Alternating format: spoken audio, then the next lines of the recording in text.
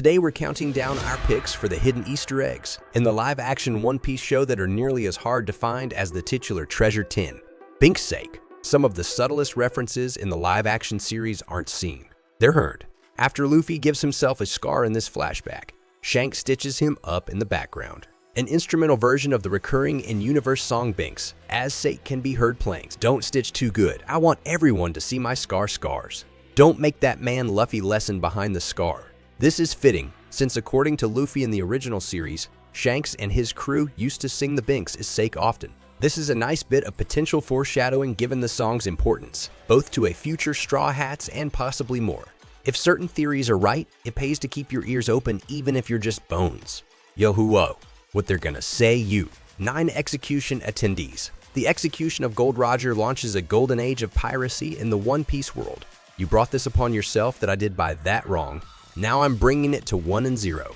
And all this pivotal event had many witnesses, many of whom go on to be influential and important in the story of the series. While hints of their presence can be seen in the ships in the Harbor Mihawks, Little Coffin Ship is hard to miss. The live-action adaptation also features shots of famous figures in the crowd. First-time viewers may easily recognize Shanks and Mihawk's distinctive looks, but also visible our Dragon and Smoker 2 characters who will likely appear in Season 2 and in the same town no less. And did the live-action just confirm that popular fan theory about a character his original gender, or are we crazy 8? We are sure any One Piece fan with their straw hats will be able to recognize this tune. But in the event you missed it, we are the One Piece anime's most iconic theme song, which has been used multiple times during its decades on the air, is played in instrumental form during 2 pivotal scenes during Season 1. The first time is after the crew first acquires their ship, the Going Merry. The second is in the last minutes of the finale, when each of the Straw Hats declares their dreams as they prepare to sail for the Grand Line. They're 2 pivotal moments for the crew, and we are only makes our hearts soar. That much more 7-0 versus Mr. 71 thing some fans are quick to point out is different. In the Netflix series is Zoro's introduction. You may call me Mr. 7. I represent an organization known as Baroque Works.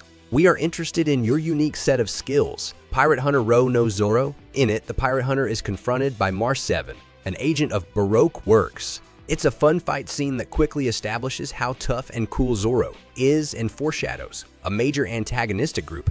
However, it's easy to overlook that this fight is actually canon. Zoro references the event to several Baroque Works agents in the future. Now it's Chrissy honest. Additionally, Mr. 7's design is based on one drawn by author H.R.O. Oda in his question column CS. It's great that the live action was able to bring something to life that even the anime hasn't seen. Number 66 is speaking of Zoro's fight with Mr. 7. The location for their duel is another reference that might elude even some hardcore One Piece fans. According to a ship rated by Alvida in the episode Zoro is on 6's. You book passage to 6's island after that? I don't know. Liar. This island appears in a spin-off centered on Luffy's brother Ace, entitled One Piece Novel AI, as well as its spin-off manga One Piece Episode A. It's an uninhabited island where Ace is stranded and eats his devil fruits. It's easy to miss since the island wasn't named until the Netflix show. Now, of course, with Zoro's propensity for getting lost, it's no wonder he booked passage to a deserted island. My favorite is number 1, 5 bouncy posters. The way the Netflix show depicts bouncy posters for characters as they're introduced is an awesome touch. However, there are more mundane posters, hiding some references to characters who appear later in the original series. When Luffy and Kobe arrive at Shellstown, they examine a wall full of bouncy posters. They're way worse. Pirates in the Grand Line, it's terrible. While Buggy and Alvedas appear prominently, anime pirates including Foxy, Bellamy, Cavendish, and Django all appear there too. Whether we'll get to see them in more than 2 dimensions in the future remains to be seen. But for now, it's a fun Easter egg that leaves us wanting more and feeling more alive than dead. Only one way I'm going to get inside that base, and there's not on an empty stomach. 4. All the map Easter eggs maps play a major role in the first arc of One Piece. But beyond their importance to the story, they also have a lot of fun little references. This is more valuable than gold. It's knowledge this is a map to the Grand Line beyond the islands visited by the crew. The maps also reveal islands featured in the anime manga, like the Island of Rare Animals. A sea monster seen on the map is the island pirates' pets in the original series. Even the map's text features an Easter egg, citing that it was commissioned by Kong, the commander-in-chief of the world governments, and a character who's appeared briefly like twice, meaning I eat a you honest. Even the Pirate King ship, the Oro Jackson, can be seen in the opening sprawl. Like Nami, we look forward to filling this world map in. The entrance to the Grand Line is in too far off, but I think there's a mistake on the map. 3. Full body and galley. In Sanji's introductory scene, we see the cook have to deal with two unruly customers, a pirate and a marine. No, this ain't gonna be a fight. I'm just gonna kill it. Like to see you try. A fair number of One Piece fans will probably recognize Iron Fist Full Body, the marine who has a larger and recurring role in the anime and manga. However, more obscure is the pirate galley. Despite his outrageous beard and mustache, this character originally appeared in the alpha version of the One Piece manga called Romance Dawn, as the first villain that Luffy defeats, and has since made several cameos in the series proper. It's great to see someone from early One Piece show up like this. He should have listened to Sanji though.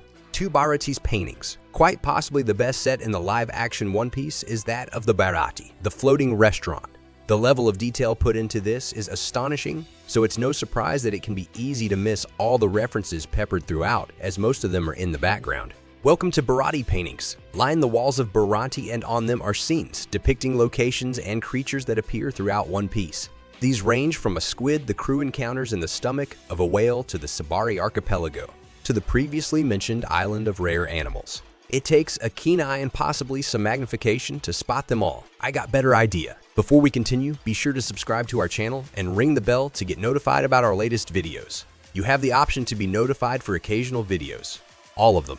If you're on your phone, make sure to go into your settings and switch on notifications. WS. The Revolutionary Army makes the news. The Revolutionary Army is a major faction in the One Piece world that's only properly introduced pretty far into the series. However, it's alluded to early on as well. In the Netflix series, when everyone is reacting to Luffy's first bounty, Kaya can be seen reading a newspaper. Next to Luffy's bounty is an article reading that the Revolutionary Army has taken Vera in the original series. Nami reads this same article, though she doesn't mention the army by name. It's a blink and you'll miss it. Moments. Kaya's a bit distracted by seeing us up on Luffy's bounty poster, and it can be easy for viewers to overlook it too. There are so many characters and things referenced in the live-action One Piece.